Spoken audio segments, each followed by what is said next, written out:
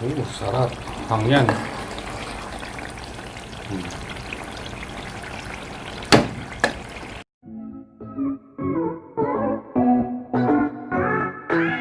Yan guys, next natin is chili garlic with the oyster. So yan, sili and garlic natin. Kailangan natin oil, black pepper, then oyster sauce, tsaka itong binili ko sa pari, pang grind ng tag nito, pang chop ng ng garlic tsaka ng chili. Sige, simula na. Yan yung bawang. Nagawa ko dyan. Hiwa lang yung dulo. Para mabilis siya. Tapos hiwali dito. Kung may pangkalog ka, di kalog mo na.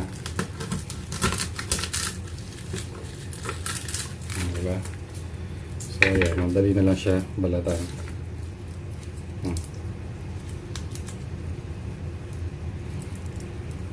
Batang hirap. Ayan. Loko to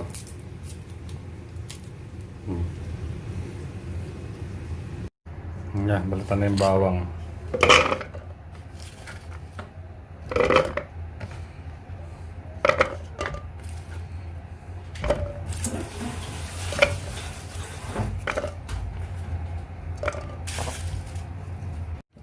Sige, yan naman. Yan na yung bawang natin So, bawang. Ito. Natin siya. Magano pa ba to?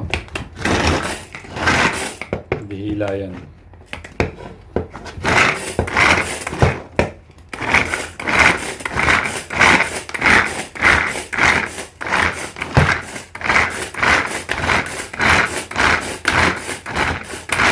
Pakita mo nga ate, paano yun hila. Diba?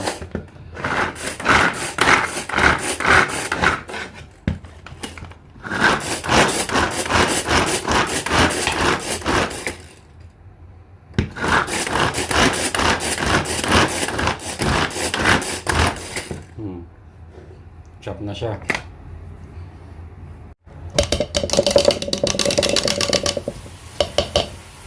Pakpak na siya. So next, lagyan natin ng gisa na natin. Yan na.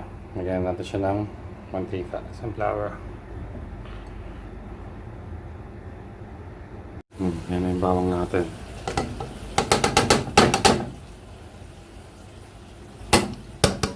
May nangapoy lang siya. Habang pinapainit pa siya, yung sili naman tayo. Sili. Diyan. Sama na sila.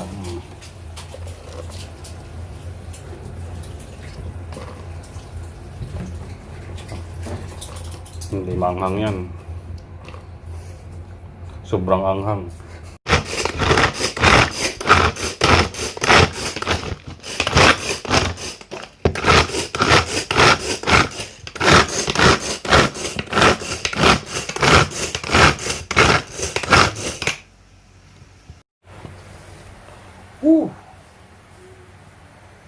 Yung bawang natin.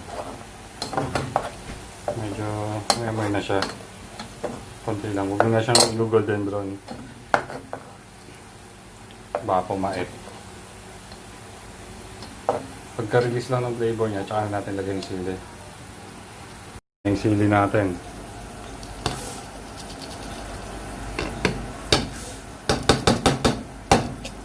Wow, ang yan.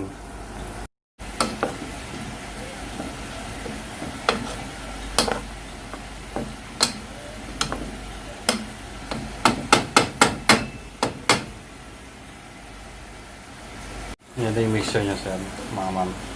Hindi ko dinurog masyado yung sili kasi minsan gusto kumuha na isang buo lang. So, most of the chili na chop na siya. May mangilan-ngilan lang na buo.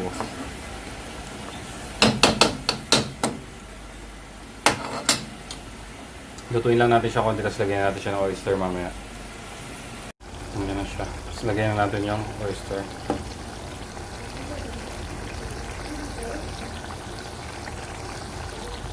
Ang oyster magbibigay yan ng tamis, alat sa chili garlic natin.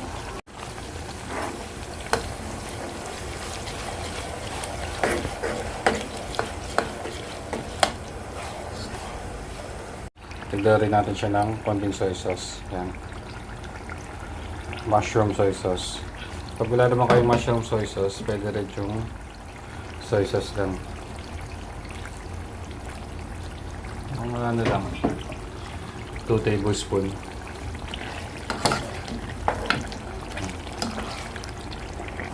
Tutuin lang natin siya.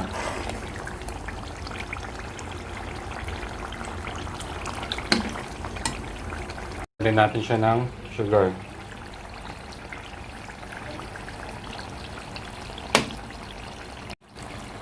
Sarap. Hangyan.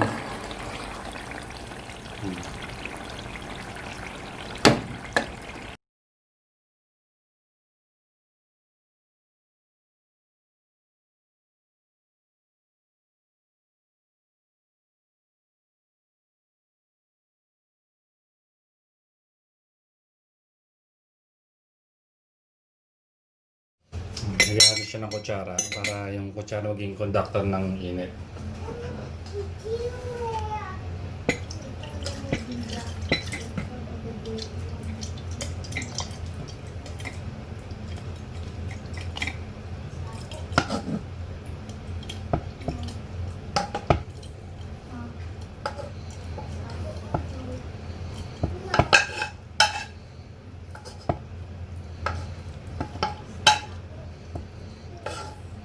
Ano lang yan, bote ng Nutella. Tira ng Nutella, yan. Panigasan ko lang.